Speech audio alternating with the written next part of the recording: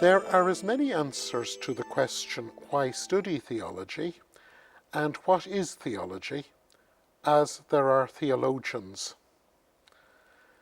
And so with me today is Peter Watts, a colleague in the department, and he is going to give his take on why study theology, what is theology, why is theology important. So it's worth saying that as well, one of my roles in the department is as an admissions tutor. So one of the interesting things for me is seeing students coming from school to university and suddenly finding out what theology really is. Because of course... you must get some strange definitions of theology. Very varied, very varied. I won't say strange, but very varied. Okay, varied, good word. That's right. And so coming from school, of course, where the context is to call the subject religious studies, which of course involves, at school level, study of other religions, and then to come and see a degree in theology, there's a big question. What's the difference? What's the connection?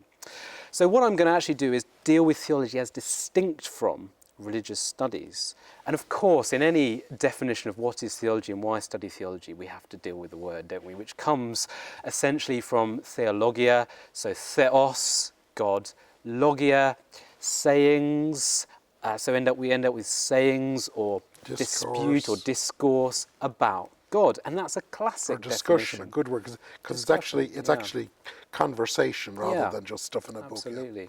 So discussion about God, and that definition comes from even Plato. I mean, for 4th century BC, he's talking about theologia as the discussion about the gods, or God, depending on the context. So that's a time-worn definition of what theology is.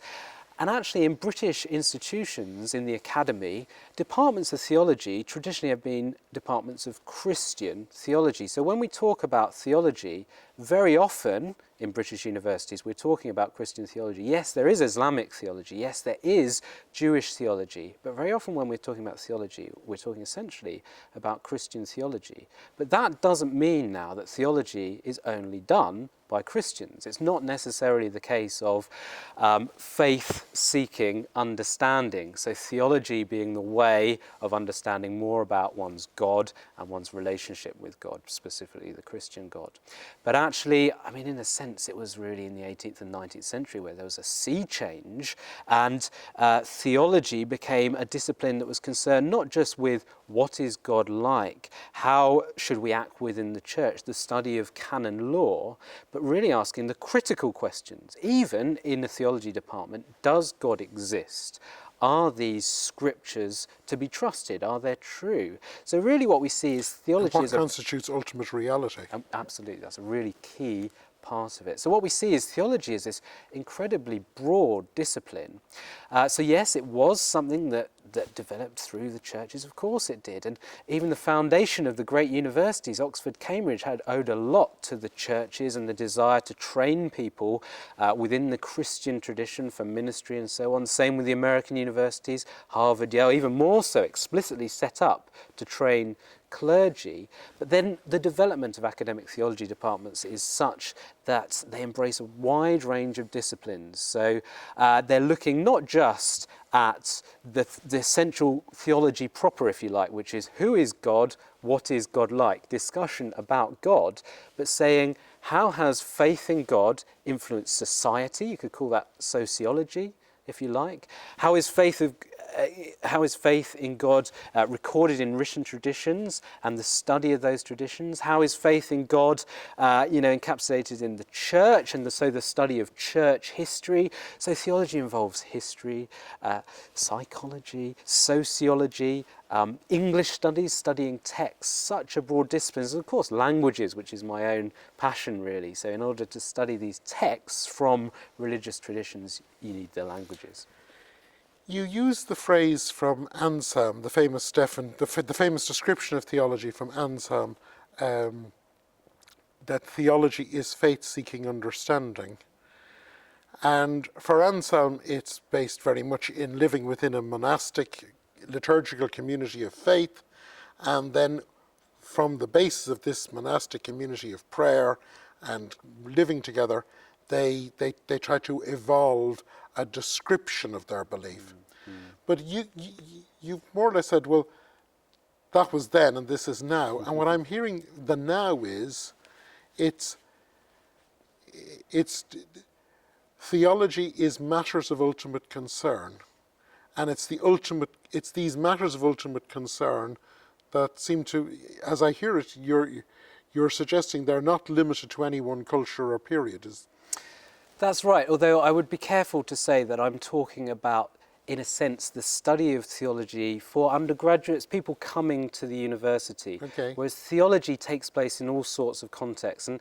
And as you've said, people have different definitions of theology, and I'd want to be careful and about theology takes place often when people are just confronting the complexity of life, and they're trying to figure it out, and they're actually doing theology without knowing it. Absolutely. I mean, theology takes place if one is thinking, does God exist? And surely everyone, at some point in their life, does theology, because they think of these ultimate questions and then study. They might look to a text. It could be the Bible. Just opening up the Bible, in a sense, is doing theology.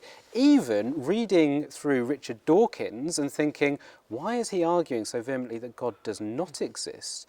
Why is he saying that theology is worthless, in fact? That is a question of theology itself. Interesting, we have a module in the department which is the study of atheism. So on the one hand, theology involves the study of God, but where God is thought not to exist, this constitutes theology in a sense as well. I'm not sure that everyone asks the question, is there a God, or does God exist? But the one question I'm convinced they do ask, because it's even asked on one occasion by Bart Simpson.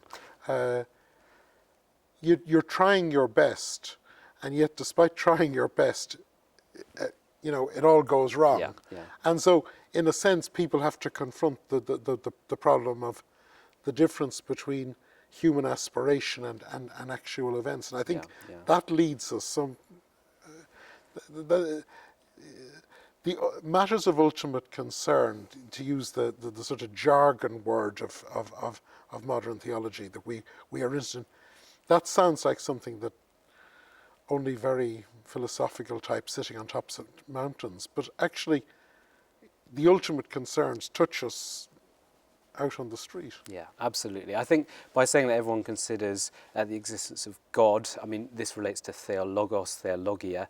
So actually, this is essentially everyone considers, as you say, matters of ultimate concern. Peter, thank you very much.